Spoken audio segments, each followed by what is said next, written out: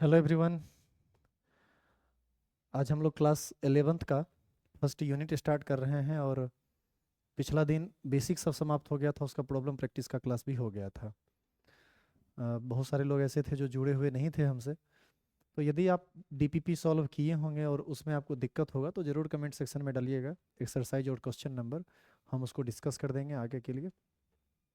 अभी फ़िलहाल हम लोग फर्स्ट यूनिट स्टार्ट करेंगे क्लास 11th। आज से आपका सिलेबस स्टार्ट हो रहा है। इससे पहले जो आप पढ़ रहे थे वो सब हम 9th-10th का बेसिक लेवल का बात पढ़ रहे थे। आज से हम अपने सिलेबस का बात पढ़ेंगे। और सबसे बड़ी बात यह है कि सिलेबस का जो पहला चैप्टर है उसका नाम भी यही है, some basic concept of chemistry unit 1। मतलब ये कि अभी तक जो some basic concept of chemistry पढ़े थे वो हम अपने मन से आपको पढ़ा रहे थे। उसका कोई ज़्यादा संबंध आपके बुक से नहीं था कि आपको बुक में टॉपिक मिलेगा, लेकिन अब जो आपको पढ़ाएंगे वो आपको एनसीईआरटी फर्स्ट यूनिट से मिलना स्टार्ट हो जाएगा। और चीज़ों को जब आप पढ़ेंगे तो बेहतर समझ पाएंगे कि कैसे आपकी पढ़ाई चल रही है। तो चलिए हम चैप्टर स्टार्ट करते हैं, ठीक है।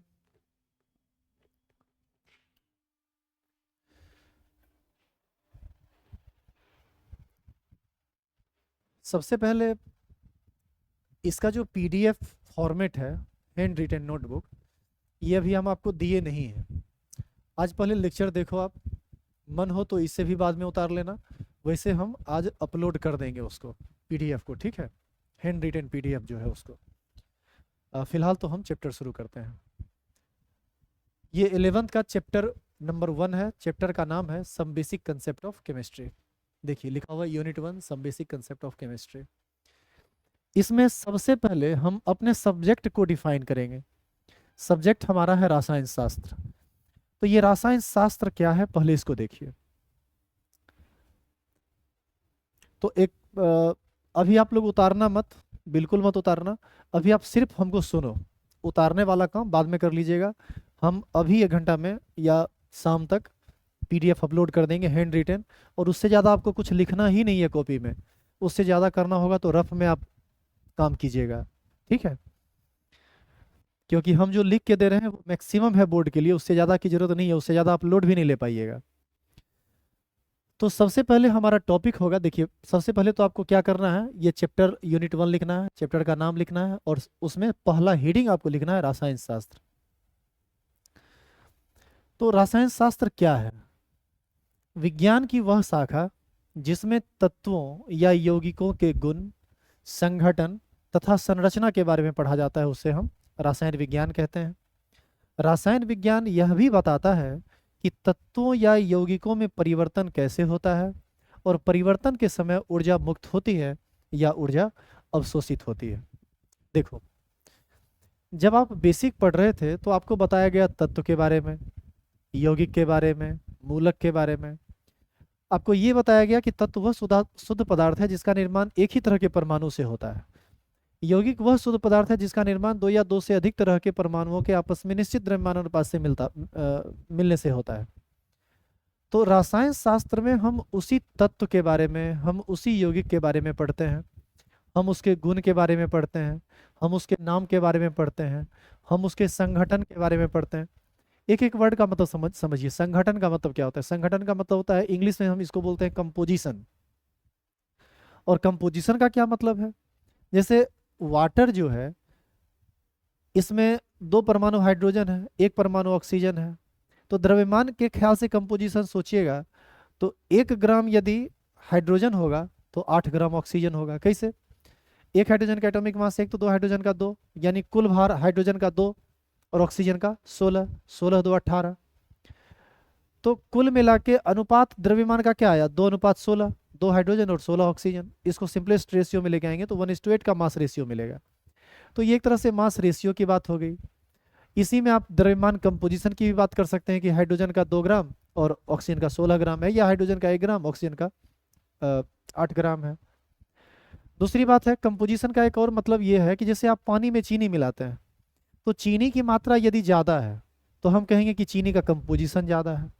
पानी में यदि चीनी की मात्रा कम है तो हम कहेंगे कि शरबत में चीनी का कंपोजिशन कम है। एक्चुअल में कंपोजिशन का मतलब किसी पदार्थ की मात्रा से होता है जो उस पदार्थ में उपस्थित होता है। तो विज्ञान की वह शाखा जिसमें तत्वों या यौगिकों के गुण, संगठन, गुण का मतलब वह देखने में कैसा है। देखो गुण दो तरह का होता है, एक होता है भौतिक गुण, एक होता है रासायनिक गुण। ये सब आप आगे पढ़ेंगे। भौतिक गुण, जैसे मान लीजिए कि किसी पदार्थ का रंग कैसा है, वह किस अवस्था में है, ठोस अवस्था में है, द्रव अवस्था में है, उसका क्वथनांक क्या है, उसका द्रवनांक क्या है, ये सब आता है भौतिक गुण के अंतर्गत। उसका गंध क्या है, उसका स्वाद कैसा है, ये सब आता है भौतिक गुण के अंतर्गत। और कुछ होता है रासायनिक गुण। रासायनिक गुण का मतलब उस गुण से है जिसमें हम यह समझते हैं कि दिया गया पदार्थ किसके साथ अभिक्रिया करेगा, किसके साथ अभिक्रिया नहीं करेगा, क्यों अभिक्रिया करेगा, क्यों नहीं अभिक्रिया करेगा, अभिक्रिया करके क्या बनाएगा, किस स्थिति में बनाएगा, किस कंडीशन में बनाएगा। इन सब बातों को हम रासायनिक गुण के अंतर्गत पढ़ते हैं। तो हमने कहा कि तत्वों या यौगिकों के गुण, संगठन तथा उसकी संरचना के बारे में पढ़ते हैं। आप जानते होंगे कि हर एक यौगिक की अपनी एक संरचना होती है। जैसे वाटर मॉलिक्यूल का संरचना एंगुलर होता है, CH4 का संरचना चतुष्फलकीय होता है। केमिकल बॉन्डिंग में काफी डिटेल में आप इन सब बातों को पढ़ेंगे। तो यदि हम तत्व यौगिक इन सब चीजों की संरचना के बारे में विज्ञान की किसी शाखा में पढ़ते हैं तो वही शाखा क्या कहलाती है, रसायन विज्ञान। अब आप यह भी देखे होंगे कि जब दो पदार्थ आपस में मिलता है तो कभी ऊर्जा मुक्त होती है, कभी ऊर्जा अवशोषित होती है। जैसे पानी में तुम यदि चूना पत्थर डाल दो तो तुम देखोगे कुछ देर के बाद वो बॉयल होने लगा, गर्म हो गया वो। इसका मतलब है कि वो ऊर्जा निकाल रहा है, गर्म लग रहा है तो इसका मतलब वो ऊर्जा निकाल रहा है, रिलीज कर रहा है एनर्जी को। पानी में यदि आप ग्लूकोज डाल देंगे तो आपको ग्लास ठंडा लगेगा, इसका मतलब है कि वो ऊर्जा को अवशोषित कर रहा है। तो बहुत सारा परिवर्तन ऐसा होता है जिसमें ऊर्जा का परिवर्तन होता है। कभी ऊर्जा अवशोषित होती है, कभी ऊर्जा उत्सर्जित होती है। तो हम ये भी पढ़ेंगे इस सब्जेक्ट में कि किस स्थिति में ऊर्जा निकलती है। आखिर पानी में चूना डालने के बाद वो गर्म क्यों हो जाता है, पानी में ग्लूकोज डालने के बाद वो ठंडा क्यों हो जाता है। इन सभी बातों के बारे में आप रसायन शास्त्र में पढ़ेंगे। तो ये था आपका रसायन शास्त्र। अब जानिए, रसायन विज्ञान का मुख्य रूप से 3 भाग है। एक को हम लोग कहते हैं फिजिकल केमिस्ट्री, भौतिक रसायन। एक को हम कहते हैं कार्बनिक रसायन, ऑर्गेनिक केमिस्ट्री। और एक को कहा जाता है अकार्बनिक रसायन, इनऑर्गेनिक केमिस्ट्री। केमिस्ट्री को मुख्य रूप से 3 भाग में बांटा गया, फिजिकल केमिस्ट्री, ऑर्गेनिक केमिस्ट्री और इनऑर्गेनिक केमिस्ट्री। सारी बातें लिखी हुई है।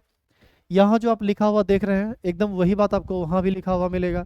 आप चाहें तो यहाँ से भी बाद में लिख सकते हैं, आप चाहें तो वहाँ से भी लिख सकते हैं।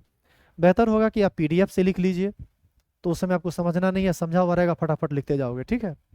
तो पहले समझो बाद में लिखना। तो रसायन विज्ञान की का मुख्य 3 शाखा है, भौतिक रसायन, कार्बनिक रसायन और अकार्बनिक रसायन।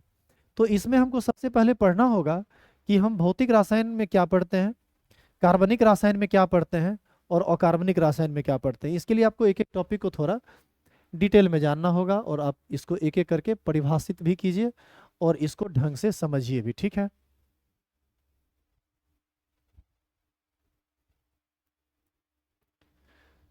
देखो सबसे पहले भौतिक रसायन। भौतिक रसायन क्या है, यदि आप इसको समझना चाहते हैं तो मोटा मोटी आप एक बात समझ लीजिए कि जब फिजिक्स के थ्योरी को, यानी भौतिकी के थ्योरी सिद्धांत को हम केमिस्ट्री में अप्लाई करते हैं तो केमिस्ट्री का यही ब्रांच फिजिकल केमिस्ट्री कहलाता है।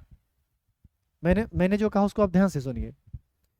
फिजिक्स के सिद्धांत का अनुपालन जब केमिस्ट्री पर लागू हो जाता है तो विज्ञान की जिस शाखा में, रसायन विज्ञान की जिस शाखा में इस काम को हम करते हैं, इसी को हम भौतिक रसायन कहते हैं, जिसको इंग्लिश में फिजिकल केमिस्ट्री कहा जाता है। फिजिकल केमिस्ट्री केमिस्ट्री का वह डिपार्टमेंट है जिसमें आपको ढेर सारा न्यूमेरिकल मिलेगा बनाने के लिए, आंकिक प्रश्न मिलेंगे बनाने के लिए, आपको क्वेश्चन मिलेगा मैथमेटिक्स की तरह सॉल्व करने के लिए। तो कहीं ना कहीं ये पार्ट आपको थोड़ा परेशान कर सकता है यदि आप मैथमेटिकली कमजोर हैं तब। लेकिन मैं आपको दावे के साथ कह सकता हूं कि यदि आपको जोड़, घटाव, गुना, भाग ये 4 चीज आता है तो निश्चित रूप से आपको मैं सिखा दूंगा केमिस्ट्री, इस बात की गारंटी है। अब आप इसकी परिभाषा को देखिए। भौतिक रसायन विज्ञान की वह शाखा है जो भौतिक अवधारणाओं के आधार पर रासायनिक प्रणालियों में घटित होने वाली परिघटनाओं की व्याख्या करता है। ये थोड़ा किताबी लैंग्वेज हो गया है। इसी को यदि आप नॉर्मली किसी को समझाओ कि भौतिक रसायन क्या है तो आप कहेंगे कि जब भौतिकी के सिद्धांत को हम रसायन शास्त्र में अप्लाई करते हैं तो उसी को हम भौतिक रसायन कहते हैं। इसमें आपको कैलकुलेशन करना पड़ेगा। कार्बनिक रसायन, अकार्बनिक रसायन, इसमें कैलकुलेशन, इसमें न्यूमेरिकल टाइप का कोई चीज़ आपको नहीं मिलेगा। तो उम्मीद करते हैं आपको इसमें कोई दिक्कत नहीं होगी। बाकी जब पढ़ेंगे तो आप देखेंगे ही कि कितना गुना भाग इसमें होता है और काफ़ी लंबा चौड़ा गुना भाग करना होता है। आगे है कार्बनिक रसायन। अब हम आपको कार्बनिक रसायन और अकार्बनिक रसायन के बारे में थोड़ा डिटेल में पहले बताते हैं, उसके बाद हम वापस इस पर आएंगे, ठीक है। सबसे पहले आप सभी लोग जानते होंगे कि अभी तक हमारी प्रकृति में लोगों के द्वारा या साइंटिस्ट के द्वारा कुल 118 तत्वों का खोज हुआ है, जिसमें हाइड्रोजन पहला तत्व है और ऑर्गेनिसॉन 118वां तत्व है। ये एक नोबेल गैस है। इस बीच में कई तत्व हैं, हाइड्रोजन है, helium, lithium, beryllium, boron, carbon, nitrogen, oxygen, fluorine, ये सब इस तरह से बोले तो बहुत सारी बातें हैं और जो बोलेंगे वो आप जान रहे हैं, तो इसमें दिन काटने की जरूरत नहीं है। इस 118 तत्व में दो तत्व आप अलग कीजिए, एक कार्बन और दूसरा हाइड्रोजन। इसको आप अलग कर दीजिए, कार्बन और हाइड्रोजन को, तो बाकी जो तत्व बचते हैं वो बचते हैं 116। अब ध्यान से सुनना जो कह रहे हैं। ये कार्बन और हाइड्रोजन आपस में मिलकर इतने सारे कंपाउंड का फॉर्मेशन करता है, इतने सारे कंपाउंड का फॉर्मेशन करता है जितने यौगिक का निर्माण बाकी का 116 तत्व मिलकर नहीं करता है। इसका मतलब है कि कार्बन और हाइड्रोजन का रसायन बहुत बड़े पैमाने पर आपको पढ़ने हैं। तो साइंटिस्ट लोगों ने क्या किया, इस 118 तत्व का जब यौगिक का अध्ययन शुरू हुआ तो इसमें क्या पाया गया कि कार्बन हाइड्रोजन के जो तत्व हैं ये सब जो आपस में मिलकर यौगिक का निर्माण करते हैं, ये एक बहुत बड़ी संख्या में यौगिक का निर्माण करते हैं। तो क्यों ना हम इन तत्वों के यौगिक को अलग पढ़ें, और बाकी जो 116 तत्व है जो आपस में, जो 116 मिलके भी इतने यौगिक का निर्माण नहीं करता है, तो क्यों ना हम इसको अलग पढ़ें। इस हिसाब से यौगिकों के अध्ययन के लिए रसायन शास्त्र में दो डिपार्टमेंट बनाया गया। एक बनाया गया कार्बनिक रसायन और एक बनाया गया अकार्बनिक रसायन। कार्बनिक रसायन की शुरुआत कैसे हुई, जब आप ऑर्गेनिक केमिस्ट्री का शुरुआत करेंगे तब उसमें आपको हम डिटेल में बताएंगे, और वहीं पर आप अकार्बनिक रसायन को भी डिटेल में समझेंगे। लेकिन अभी जो टूटी फूटी भाषा में जो शुरुआती चीजें होती है उसको जानना जरूरी है। तो कार्बन और हाइड्रोजन मिलकर जितना यौगिक का निर्माण करता है उतना यौगिक का निर्माण बाकी 116 तत्व नहीं करता है। इसीलिए कार्बन और हाइड्रोजन से मिलकर बने हुए यौगिकों का अध्ययन हम जिस डिपार्टमेंट में करते हैं उसको हम कार्बनिक रसायन कहते हैं। देखिए नाम भी मिलता है कार्बनिक, कार्बन से बना हुआ यौगिक के बारे में हम इसमें पढ़ेंगे। और अकार्बनिक रसायन वह होता है, या वह अकार्बनिक रसायन रसायन विज्ञान की वह शाखा है जिसमें हम कार्बन और हाइड्रोजन को छोड़कर जो यौगिक होता है उसके बारे में पढ़ते हैं, यानी अकार्बनिक यौगिक के बारे में पढ़ते हैं। यहाँ पर आपको दो तरह के यौगिक के बारे में पढ़ने के लिए मिलेगा, एक मिलेगा कार्बनिक यौगिक और एक मिलेगा अकार्बनिक यौगिक। इन सब चीज़ों को डिटेल में हम यहाँ समझेंगे। अभी हमारा टॉपिक है कार्बनिक रसायन और अकार्बनिक रसायन। तो रसायन शास्त्र की वह शाखा जिसमें हम कार्बनिक यौगिक के बारे में पढ़ते हैं वो कार्बनिक रसायन कहलाता है, और रसायन विज्ञान की वह शाखा जिसमें हम अकार्बनिक यौगिक के बारे में पढ़ते हैं वह अकार्बनिक रसायन कहलाता है। अब आपसे कोई पूछे कि कार्बनिक यौगिक का क्या मतलब है, तो सुनिए, कार्बनिक यौगिक वह यौगिक होता है जिसका निर्माण कार्बन तथा हाइड्रोजन परमाणु से होता है। जैसे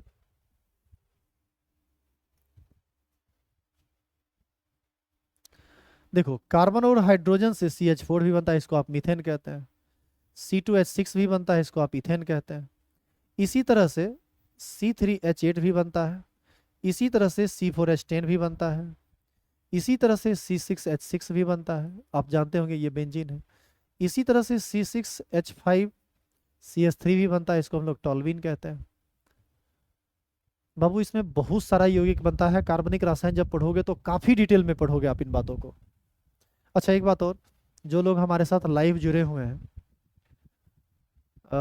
टाइम को लेकर कुछ समस्या आई थी, आपका टाइम शाम में हुआ करता था, बीच में काफ़ी गैप रहा करता था। तो आपकी सहूलियत के लिए और बाकी जो शिक्षक आते हैं उनकी सहूलियत के लिए भी टाइम को रिशीड्यूल किया गया था।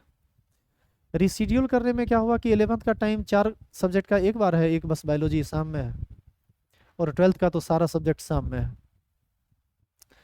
टाइमिंग जो स्टार्ट होता है आपका 10:50 से स्टार्ट होता है।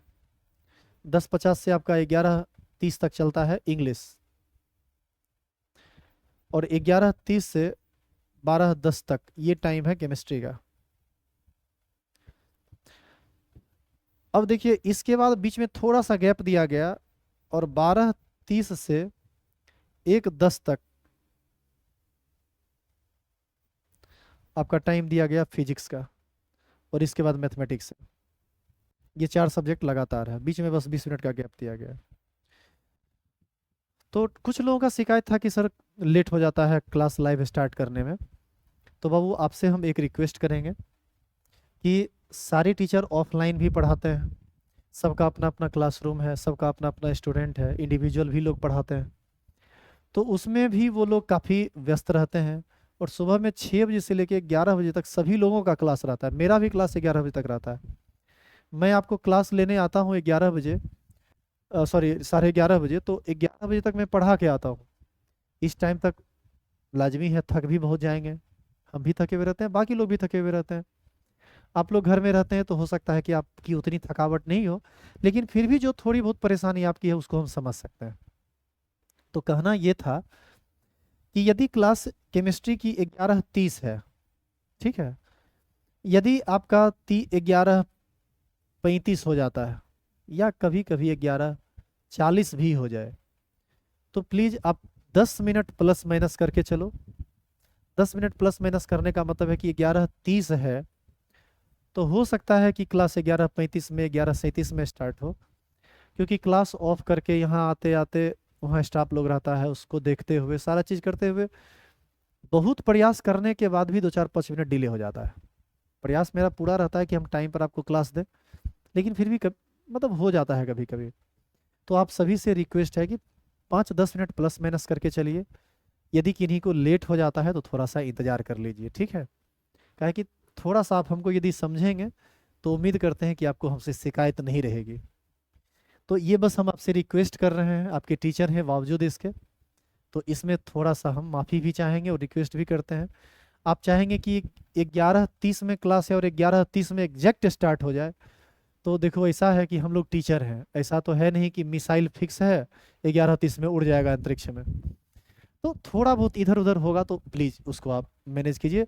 और ये बात हम सिर्फ अपने लिए नहीं कह रहे हैं, ये बात बाकी सभी टीचर के लिए कह रहे हैं, क्योंकि कल एक लोग का कॉल आया था तो हमने सारी टीचर से बात की थी, तो सभी लोग अपनी अपनी समस्या रख रहे थे।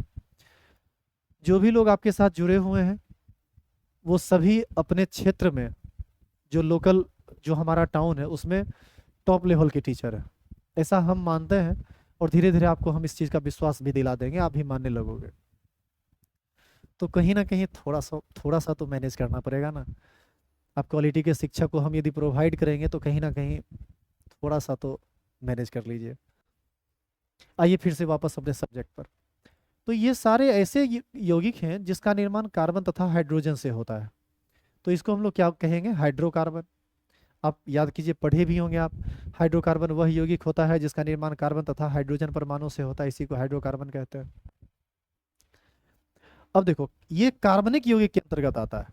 अच्छा, कुछ यौगिक ऐसा है जिसमें कार्बन और हाइड्रोजन के अलावा भी कुछ तत्व है, लेकिन फिर भी वो कार्बनिक यौगिक कहलाता है, जैसे CH3OH मिथाइल एल्कोहल, जैसे C2H5OH इथाइल एल्कोहल, जैसे CH3Cl मिथाइल क्लोराइड। ये सब के बारे में हम डिटेल में आपको बताएंगे ऑर्गेनिक केमिस्ट्री में, बिल्कुल टेंशन नहीं लेना है। आप सिर्फ रेगुलर क्लास कीजिए और कॉपी PDF से बनाइए। इसका PDF अभी हम नहीं दिए हैं, आज शाम तक पहुंच जाएगा आपको PDF, ठीक है।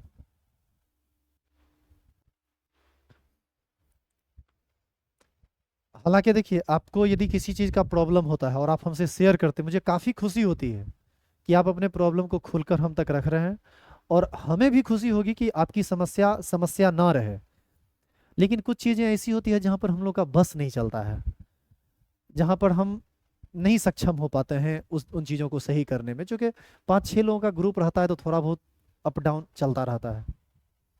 बाकी पढ़ाई के क्वालिटी में आपको कहीं भी किसी तरह का परेशानी हो बताइए, तुरंत उसको सही किया जाएगा। तो अब देखो, हमने ये कहा कि जैसे CH3OH, ये मिथाइल एल्कोहल है, इसमें कार्बन हाइड्रोजन के साथ ऑक्सीजन भी है। CH3Cl, इसमें कार्बन हाइड्रोजन के साथ Cl भी है, लेकिन यह भी कार्बनिक यौगिक है। क्योंकि कार्बनिक यौगिक को जब आप डिटेल में जानेंगे तब आपको समझ में आएगा कि कार्बन और हाइड्रोजन वाले यौगिक ही सिर्फ कार्बनिक यौगिक नहीं होते हैं, सिर्फ वही कार्ब ऑर्गेनिक कंपाउंड नहीं होता है, सिर्फ उसी के बारे में कार्बनिक रसायन यानी ऑर्गेनिक केमिस्ट्री में नहीं पढ़ना है, इसके अलावा भी बहुत कुछ होता है। चलिए तो इस पर भी थोड़ा सा बात कर लेते हैं। जैसे देखो, CH4 ये हाइड्रोकार्बन है, सभी हाइड्रोकार्बन कार्बनिक यौगिक होता है। यदि ये रिएक्शन कर ले Cl2 के साथ तो ये बनाता है CH3Cl। इसको हम, इस यौगिक को हम लोग कहते हैं कार्बनिक यौगिक का व्युत्पन्न। और कार्बनिक यौगिक का व्युत्पन्न भी कार्बनिक यौगिक होता है। इसमें देखिए कार्बन हाइड्रोजन के अलावा Cl भी है, तो ये भी कार्बनिक यौगिक है। इसके बारे में आप डिटेल में आगे पढ़ोगे। तो एक चीज जानिए, कार्बनिक यौगिक में कार्बन हाइड्रोजन मुख्य तत्व के रूप में रहता है। ये सब आगे आपको डिटेल में मिलेगा, आप टेंशन मत लो। कार्बन और हाइड्रोजन जो है ये मुख्य रूप से रहता है, लेकिन इसके साथ साथ ऑक्सीजन भी आएगा, नाइट्रोजन भी आएगा, फ्लोरीन भी आएगा, क्लोरीन भी आएगा। इसके साथ आपको टोटल 9 गो एलिमेंट आता है, 1 2 3 4 5 6। सल्फर आएगा आपको 7, उसके बाद ब्रोमीन आएगा, उसके बाद आयोडीन आएगा, 4 3 7 दोनों। ये 9 तत्व आपको आएंगे पढ़ने के लिए। 118 तत्व में ये 9 तत्व इन्वॉल्व होता है ऑर्गेनिक केमिस्ट्री में, जिसमें मुख्य रूप से ये 2 रहेगा और ये सब साइड से अपनी भूमिका निभाता है। जैसे CH3 कार्बन हाइड्रोजन मुख्य तत्व है, Cl साइड से आया है। तो इसको तो आगे पढ़ेंगे तो डिटेल में जानेंगे। तो देखिए, बात विषय से विषयांतर होने लगा। अभी हम पढ़ रहे हैं कि केमिस्ट्री में कुल कितना डिपार्टमेंट है। तो हमने आपको कहा 3 डिपार्टमेंट है, फिजिकल केमिस्ट्री, ऑर्गेनिक केमिस्ट्री और इनऑर्गेनिक केमिस्ट्री। भौतिक रसायन, कार्बनिक रसायन और अकार्बनिक रसायन। तो कार्बनिक रसायन रसायन विज्ञान की वह शाखा है जिसमें हम कार्बनिक यौगिक के बारे में पढ़ते हैं, और अकार्बनिक रसायन रसायन विज्ञान की वह शाखा है जिसमें हम अकार्बनिक यौगिक के बारे में पढ़ते हैं। उम्मीद करते हैं आपको कार्बनिक यौगिक और अकार्बनिक यौगिक समझ में आ गया होगा, लेकिन इससे ज़्यादा डिटेल में हम आपको आगे समझाएंगे। बिल्कुल टेंशन नहीं लेना है, ज़्यादा नहीं सोचना है, ठीक है। तो चलो आगे बढ़ते हैं। ऑर्गेनिक केमिस्ट्री जब शुरू करेंगे ना तो इस सब के बारे में बहुत डिटेल में बताएंगे, तो वहां आपको बिल्कुल भी कंफ्यूजन नहीं होगा। अब सुनो अब सुनो, हमने कहा कि कार्बनिक यौगिक रसायन विज्ञान की वह शाखा है जिसमें हम कार्बनिक यौगिक के बारे में पढ़ते हैं। तो कार्बनिक यौगिक के बारे में क्या पढ़ते हैं? कार्बनिक यौगिक के नाम के बारे में पढ़ते हैं, उसके भौतिक गुण के बारे में पढ़ते हैं, उसके रासायनिक गुण के बारे में पढ़ते हैं, उसके संरचना के बारे में पढ़ते हैं, उसके समावयवता के बारे में पढ़ते हैं। और जो जो बात हम बोल रहे हैं ये सब आपको आगे चैप्टर के रूप में मिलेगा। तो यही सब बात आप देखो यहाँ आपको लिखा हुआ मिलेगा।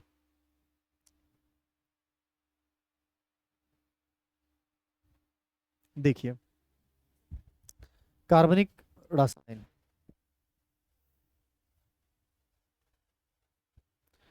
तो अगला हेडिंग हमारा है कार्बनिक रसायन। तो लिखा हुआ है रसायन विज्ञान की वह शाखा जिसमें कार्बन वाले यौगिक या हाइड्रोकार्बन तथा इसके व्युत्पन्न की संरचना, गुण, संगठन, अभिक्रिया तथा निर्माण के बारे में पढ़ा जाता है। उसे, ये थोड़ा गलत लिखा हुआ है, उसे होगा, उसे कार्बनिक रसायन कहते हैं। तो उम्मीद करते हैं आपको इस परिभाषा में कोई दिक्कत नहीं होगा, और इसी तरह से इसमें भी आपको दिक्कत नहीं होना चाहिए। और कार्बनिक रसायन रसायन विज्ञान की वह शाखा जिसमें अकार्बनिक यौगिक, अब ब्रैकेट में देखो लिखा हुआ है, वैसे यौगिक जिसमें कार्बन हाइड्रोजन परमाणु नहीं होते के बारे में पढ़ा जाता है, उसे अकार्बनिक रसायन कहते हैं। तो बताइए, केमिस्ट्री और केमिस्ट्री के इस तीनों ब्रांच के बारे में आपको समझने में कोई परेशानी तो नहीं है?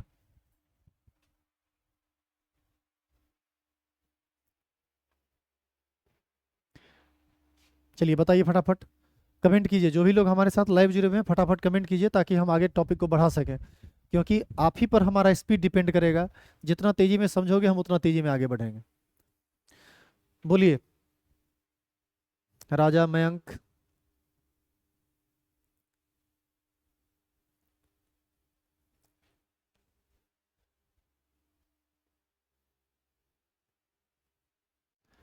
आप लोग कमेंट फटाफट नहीं करते हैं, ये तो गलत बात है। थोड़ा तेज में लिखा कीजिए।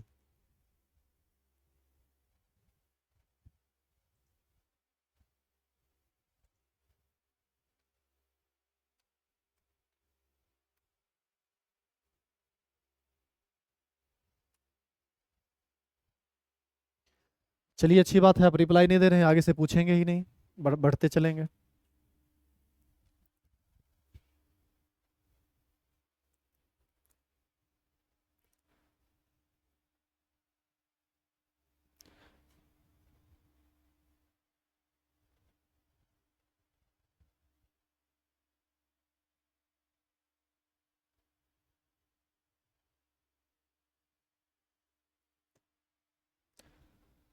अब देखिए, चलिए अब लिख रहे हैं, नो प्रॉब्लम सर, ओके। अब देखो, रासायन विज्ञान का महत्व क्या है हमारे जीवन में, या रसायन विज्ञान का क्या क्या उपयोग है, अब ये हम लोग समझते हैं। अलग अलग क्षेत्र में रासायन विज्ञान का कई महत्व है। देखिए, लिखा लिखा हुआ है, देर आर मेनी इंपॉर्टेंस और significance of chemistry in different field. हमारे जीवन के अलग अलग क्षेत्र में रासायन विज्ञान का महत्व है, और किस किस क्षेत्र में महत्व है, ये सिर्फ देख के आप समझ लीजिए, ये लिखना नहीं होता है, हालांकि हम लिख दिए हैं, आपको मन हो तो लिख लेना। देखो, केमिस्ट्री एग्रीकल्चरल साइंस में, कृषि कार्य में खाद वगैरह का यूज करते हैं, पूरा का पूरा रासायन है।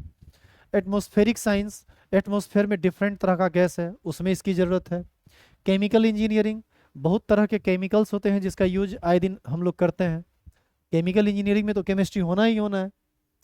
इन्वायरमेंट, पूरा इन्वायरमेंट में खाली केमिस्ट्री है ही। सॉलिड स्टेट फिजिक्स जब आप पढ़ेंगे, इसमें आपको जरूरत पड़ेगा सॉलिड स्टेट, आप 12th में सॉलिड स्टेट फिजिक्स, फिजिक्स कहने को है आपको, तो सॉलिड स्टेट पढ़ना है 12th के फर्स्ट चैप्टर में। फॉरेंसिक साइंस में इसकी ज़रूरत है। जैसे सुनते होंगे कभी कभी कि कोई किसी को मार दिया, फॉरेंसिक टीम आ रहा है, सबूत इकट्ठा करेगा, पता करेगा कि कौन खून किया, तो फॉरेंसिक साइंस में इसका उपयोग होता है। बायोकेमिस्ट्री में इसका उपयोग होता है। हमारा पूरा बॉडी बायोकेमिस्ट्री ही है, बायोमोलिक्यूल्स है। मेडिसिन, दवाई में इसका यूज होता है, और भी इसका यूज है। और देखिए कहाँ कहाँ यूज है।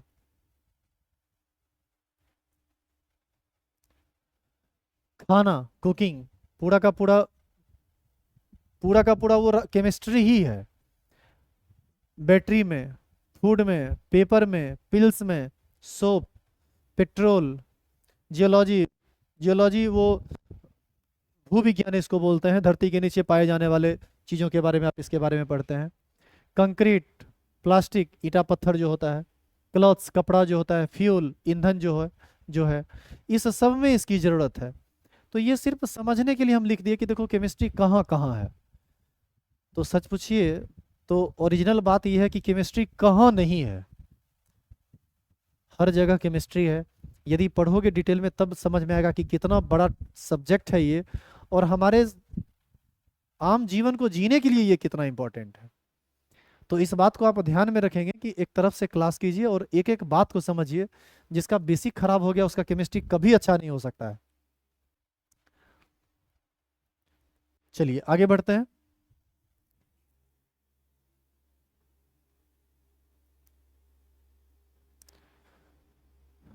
ये सब बात जो आप यहाँ बोर्ड पर देख रहे हैं, ये टोटल बात आपको असाइनमेंट में जो हैंड रिटेन नोटबुक है उसमें बहुत सुंदर अक्षर में लिखे हैं हम, और बिल्कुल उसी तरह से उतारना है।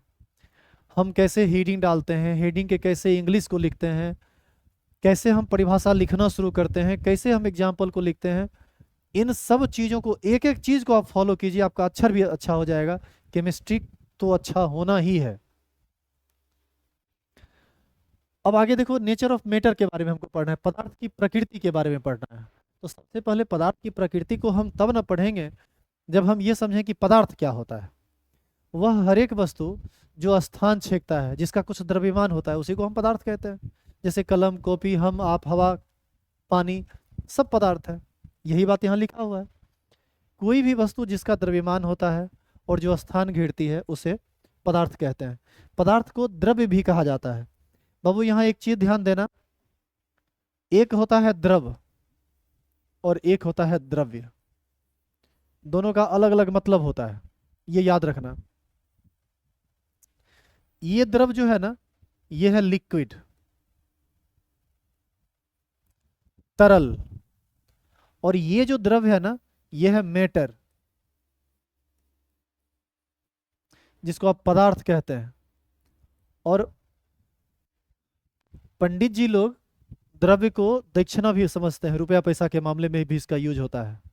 तो कभी कभी इसका सेंस रुपया पैसा के मामले में भी है, लेकिन केमिस्ट्री में इसका मतलब रुपया पैसा से नहीं है, इसका मतलब पदार्थ से है। और ऐसे भी हम आपके साथ रुपया का बात करेंगे नहीं, क्योंकि आप यहाँ तक जो पहुँचे हैं वो ऑलरेडी पहले से आप पेड किए हुए हैं। तो हमारा तो कोई राइट भी नहीं बनता है कि आपको हम कुछ कहें। तो रुपया पैसा वाली कोई बात होगी नहीं। इस द्रव का मतलब लिक्विड है, तरल, और इस द्रव्य का मतलब पदार्थ से है।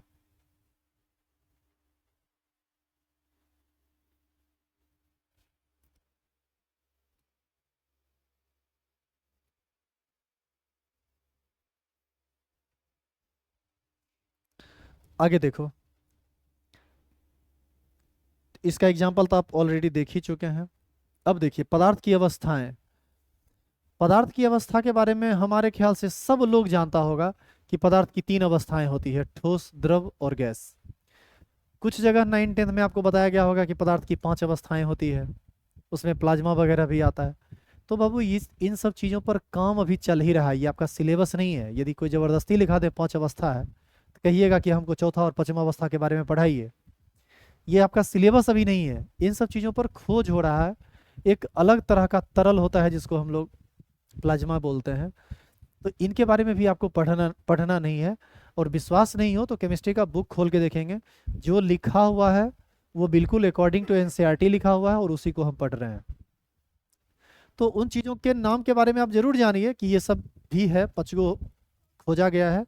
लेकिन अभी आपको पढ़ना है सिर्फ ठोस, द्रव और गैस के बारे में। चलिए ठोस के बारे में। ठोस के बारे में आप क्या जानते हैं? जिसका आकार और आयतन दोनों निश्चित हो। ठोस के अवयवी कण अपने स्थान पर स्थिर रहते हैं, इसी वजह से इसका आकार और आयतन दोनों निश्चित होता है। आप इसके आयतन और आकार को ये अपने आप नहीं बदल सकता है।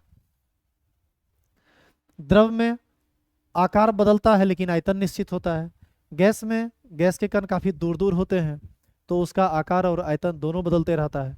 तो ये सब परिभाषा, ये सब जो बातें लिखी गई है, इस पर हम ज़्यादा दिन नहीं काटेंगे, क्योंकि ये सब बात आप पहले से भी जानते हैं।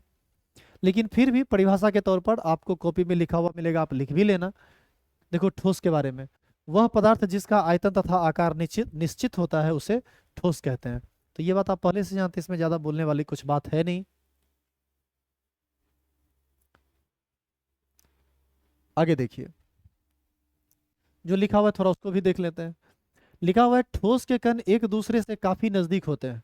जैसे लोहा एक ठोस है, लोहा का परमाणु, एक परमाणु दूसरे से, दूसरा तीसरे से, तीसरा चौथे से काफी टाइटली बॉन्डेड होता है, सटा हुआ होता है क्रमबद्ध तरीके से, एक पर एक। इसीलिए लिखा हुआ है ठोस के कण एक दूसरे से काफी नजदीक होते हैं तथा क्रमबद्ध रूप से व्यवस्थित होते हैं, अतः यह गतिशील नहीं होता है, या अतः यह गतिशील नहीं होते हैं। जैसे मान लीजिए ये लोहा का कण है, तो ये कभी संभव नहीं है कि लोहा का ये इधर वाला परमाणु रात में उठ के इधर चला जाए, ऐसा हो ही नहीं सकता है। जो परमाणु है जहां है वहीं रहेगा, क्योंकि ठोस में कणों का संचरण नहीं होता है। यदि ठोस में कणों का संचरण होगा तो हमारा ये हाथ हो सकता है कल के डेट में हमारे सर पर लग जाए, हमारे पीठ पर चला जाए, इसीलिए ऐसा संभव नहीं है। द्रव, और यदि ऐसा हो रहा है तब ये ठोस नहीं है, तब वो द्रव है, वह या गैस है। अब द्रव के बारे में, वह पदार्थ जिसका आयतन निश्चित होता है परंतु आकार निश्चित नहीं होता है। आप देखते होंगे कि द्रव को जिस बर्तन में रखते हैं हम उसी का आकार ले लेता है, लेकिन आयतन निश्चित होता है। तो लिखा हुआ है वह पदार्थ जिसका आयतन निश्चित होता है परंतु आकार निश्चित नहीं होता है, उसे, ये डस से लिख दिया है, जब लिख के दिए होंगे तो टाइपिंग में एरर कर दिया है, उसे है ये, उसे द्रव कहते हैं। द्रव का आकार उसी बर्तन के आकार का हो जाता है जिसमें वह रखा जाता है। सुनो, यदि तुम 1 लीटर यदि तुम 1 लीटर पानी को किसी बर्तन में रखो,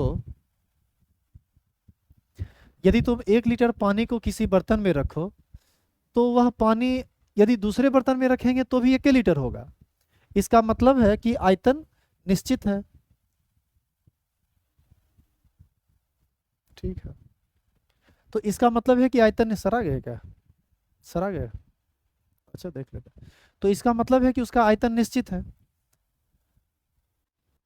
हाँ, ये हम बोल रहे थे कि किसी बर्तन में आप यदि 1 लीटर पानी लेते हैं और फिर उसी 1 लीटर पानी को दूसरे बर्तन में रख देंगे तो भी वो 1 लीटर होगा। जैसे 1 लीटर दूध को आप बोतल में रख दीजिए या लोटा में रख दीजिए, होगा वो 1 लीटर। लेकिन आकार, बोतल में रखिएगा तो बोतल का ले लेगा, लोटा में रखिएगा तो लोटा का ले लेगा, जिस बर्तन में रखिएगा या ग्लास में रखिएगा तो उस बर्तन का ले लेगा।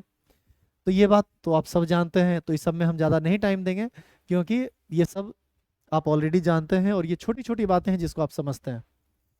द्रव के कण एक दूसरे से नजदीक होते हैं फिर भी वह गति कर सकते हैं। ऐसा इसलिए क्योंकि ठोस में परमाणु परमाणु के बीच या अणु अणु के बीच या कण कण के बीच लगने वाला आकर्षण बल बहुत ज्यादा होता है, जबकि द्रव में दो कणों के बीच लगने वाला आकर्षण बल कम होता है। एक बात और जानिए, दो कणों के बीच लगने वाले आकर्षण बल को हम लोग अंतर आणविक आकर्षण बल कहते हैं। तो हम कह सकते हैं कि ठोस में अंतराण्विक आकर्षण बल अधिक होता है जबकि द्रव में अंतराण्विक आकर्षण बल कम होता है। गैस में तो नाम मात्र का होता है, इसी वजह से गैस का कण जहां मन होता है वहां भागते रहता है, बर्तन में बंद करके रखना पड़ता है। तो आगे है गैस, वह पदार्थ जिसका आयतन और आकार कुछ भी निश्चित नहीं हो उसे गैस कहते हैं। यह बर्तन के आयतन में पूरी तरह फैल जाती है जिसमें वह रखा जाता है। तो बाबू गैस ऐसा चीज है जिसका आयतन वही होगा जिस बर्तन में रखा जाएगा। बड़ा बड़ा बर्तन में रख दोगे तो बड़े बर्तन के आयतन के बराबर हो जाएगा उसका आयतन, और छोटे बर्तन में रखोगे तो छोटे बर्तन के आयतन के बराबर हो जाएगा। बस अंतर ये होगा कि यदि गैस का अमाउंट समान है और ज़्यादा बड़ा बर्तन में रख दिए हैं तो वहाँ पर प्रेशर कम होगा, और उसी को छोटा बर्तन में रख देंगे तो प्रेशर ज़्यादा होगा, क्योंकि कम जगह मिलेगा तो प्रेशर ज़्यादा होगा। हालांकि प्रेशर के बारे में भी आगे डिटेल में आपको बताना है। तो उम्मीद है कि आपको यहाँ तक में कोई परेशानी नहीं होगा। आगे फिर बढ़ते हैं। ये सब इतनी छोटी छोटी बातें हैं जिसको आप बहुत आसानी से कर सकते हैं, और चाहे तो आप बाद में वीडियो देख के वीडियो से भी उतार सकते हैं, लेकिन हम फिर भी आपको पीडीएफ देने के लिए प्रतिबद्ध हैं, क्योंकि हमने आपको कहा कि हैंड रिटन आपको मिलेगा नोटबुक, तो हम देंगे, एकदम निश्चिंत रहिए आप। ठीक है, आगे देखो लिखा हुआ है, गैस में ठोस या द्रव की अपेक्षा गैसीय कण एक दूसरे से बहुत दूर होते हैं, अतः वह बहुत आसानी तथा तेजी से गति कर सकते हैं। हमारे ख्याल से इसमें आपको कोई दिक्कत नहीं होना चाहिए। आगे देखो एक और चीज लिखा हुआ है कि ताप और दाब की परिस्थितियों के परिवर्तन द्वारा पदार्थ के इन 3 अवस्थाओं को एक दूसरे में परिवर्तित किया जा सकता है। मतलब आप सभी को पता है कि पानी 3 अवस्था में पाया जाता है।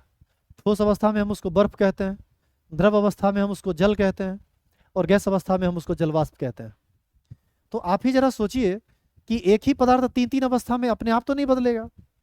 यदि हम बर्फ को गर्म कर दें यानी ताप दे दें तो वो द्रव में बदल जाएगा, द्रव को और गर्म कर दें तो वो जलवाष्प में बदल जाएगा, जलवाष्प को किसी बर्तन में रख के ठंडा कर दें द्रव में बदल जाएगा, द्रव को ठंडा कर दें तो ठोस में बदल जाएगा, बर्फ में बदल जाएगा। इसका बाबू सीधा मतलब है कि ठोस को गर्म करेंगे तो द्रव बनेगा, द्रव को गर्म करेंगे तो वाष्प बनेगा, वाष्प को ठंडा करेंगे तो द्रव बनेगा, द्रव को ठंडा करेंगे तो ठोस बनेगा।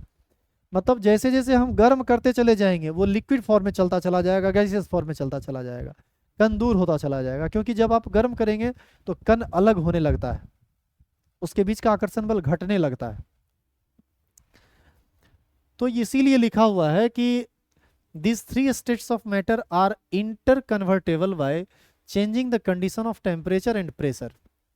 ताप और दाब की परिस्थितियों के परिवर्तन द्वारा पदार्थ की इन 3 अवस्थाओं को यानी ठोस द्रव गैस को एक दूसरे में परिवर्तित किया जा सकता है। अब आप देखिए कि क्या लिखा हुआ है, इसको देखिए। सॉलिड सब्सटेंस हीट करेंगे लिक्विड बदलेगा, लिक्विड को हीट करेंगे गैस में बदलेगा, इस गैस को कूल कर दें ठंडा कर दें लिक्विड में बदलेगा, लिक्विड को ठंडा कर दें सॉलिड में बदलेगा। आगे लिखा हुआ है पदार्थ को मिश्रण तथा शुद्ध पदार्थ के रूप में भी वर्गीकृत किया जा सकता है। जैसे आपने पढ़ा कि पदार्थ की 3 अवस्थाएं होती है, पदार्थ 3 तरह का होता है। On the basis of physical states of matter there are 3 types of matters, solid liquid and gas. तो अब एक बार फिर से हम पदार्थ का वर्गीकरण कर रहे हैं, क्लासिफिकेशन कर रहे हैं on the basis of purity of substance, and on the basis of purity of substance there are two types of substance. एक है मिश्रण और एक है शुद्ध पदार्थ, मिक्सचर एंड प्योर सब्सटेंस। तो आगे आप इसको देखिए, पदार्थ को दो भागों में बांटा गया, एक को कहा गया मिश्रण, एक को कहा गया शुद्ध पदार्थ। मिश्रण भी दो प्रकार का होता है, मतलब मिश्रण को भी दो भागों में बांटा गया, एक को कहा गया समांगी मिश्रण, एक को कहा गया विसमांगी मिश्रण।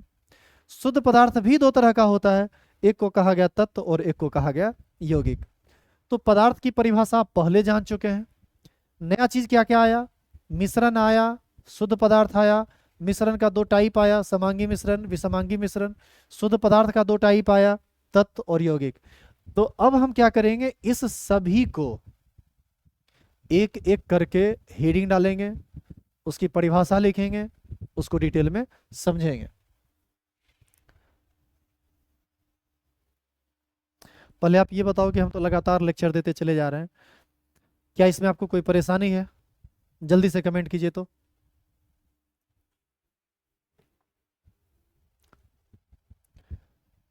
एक अच्छा चीज़ है कि आपका केमिस्ट्री और फिजिक्स के बीच थोड़ा गैप रहता है, तो हम कभी कभी 10-20 मिनट ज़्यादा पढ़ा दिया करेंगे, क्योंकि हमारा क्लास बहुत रहता है और कभी कभी अब्सेंट भी रहते हैं हम।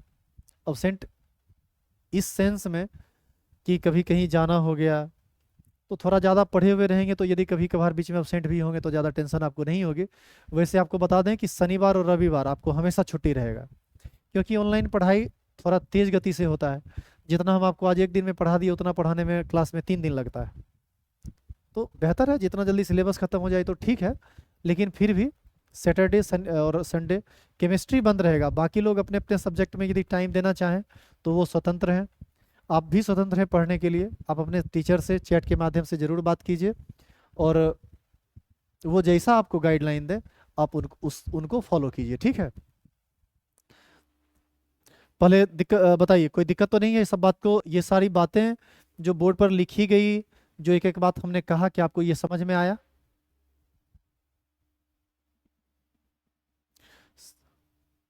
समझ में आया? चलिए फिर आगे बढ़ते हैं।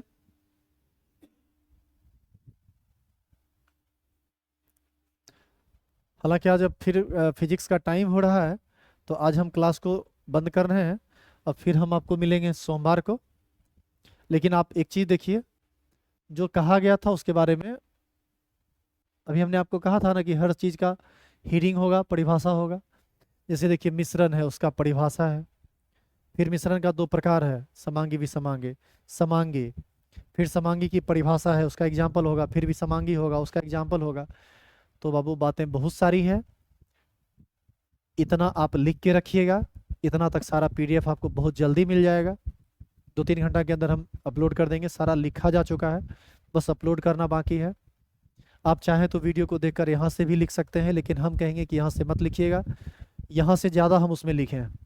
अब पढ़ोगे ना तो समझ में आ जाएगा। एक और बात क्या है कि पढ़ाई के दौरान जब आप लिखते रहते हैं तो उस समय आप समझते भी रहते हैं, तो आप ज़रूर समझ समझ के लिखिए। लिखने के दौरान कहीं किसी भी जगह पर आप फंस जाएं तो आप बताइए कि सर पेज नंबर इतना, लाइन नंबर इतना में हमको दिक्कत है। हम पीडीएफ हमारे मोबाइल में भी रहेगा, या टैब हमारे पास, या सामने कंप्यूटर है, या फिर हम इस पर भी डिस्प्ले कर देंगे। तो जैसे भी होगा आपकी समस्या को दूर किया जाएगा, और समस्या आपकी समस्या नहीं रहेगी किसी भी हाल में। तो एकदम फुल एनर्जी के साथ आप पढ़िए, हम आपके साथ हैं। और यदि आपको सारा चीज़ अच्छा लग रहा है तो आप अपने दोस्तों को भी आप हमारे साथ जोड़िए, क्योंकि फीस बहुत ज़्यादा नहीं है। सभी लोग जुड़ेंगे और भी सारे लोग जुड़ेंगे तो सबको फ़ायदा भी मिलेगा, और हम सबको एक उत्साह भी मिलेगा, और फ़ायदा भी कह लीजिए। तो निश्चित रूप से आप अपने रिलेटिव्स, दोस्त, अपने नाइबर्स जो आपके पड़ोसी हैं, उनके साथ इन चीज़ों को शेयर कीजिए। मिलते हैं हम लोग नेक्स्ट क्लास में, तब तक के लिए धन्यवाद। बाय बाय, सबा खैर।